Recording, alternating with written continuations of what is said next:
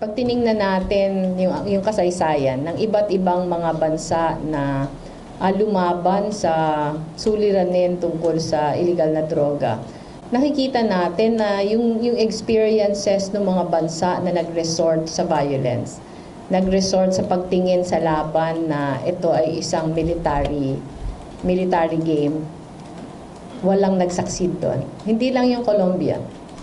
Kung babalikan natin, naalala natin yung Thailand, ganun din. Yung Thailand, ganun din yung approach, hindi din nag-succeed.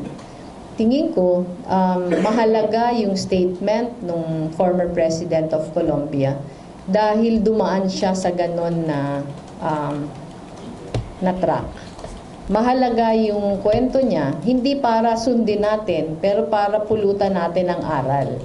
Kasi tama siya, na yung kanyang ginawa noon, mukhang yun din yung ginagawa natin ngayon, and we might commit the same mistakes that he did. Yung sa akin lang, sana yung pamahalaan, pakinggan yung kwento at karanasan ng mga dumaan na dyan.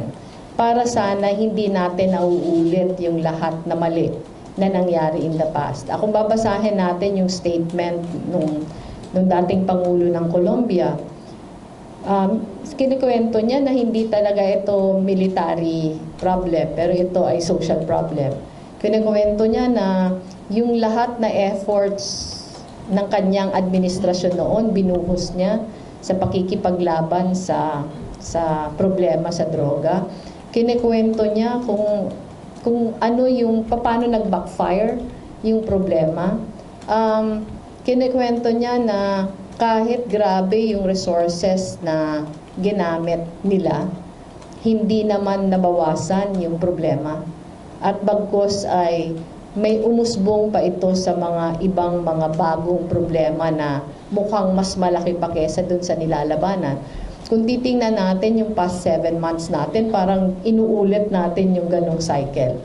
Kaya tingin ko makakabuti sana sa atin na magpulot ng aral dun sa mga karanasan ng iba. Para sana hindi naman tayo napapamali. Tingin ko hindi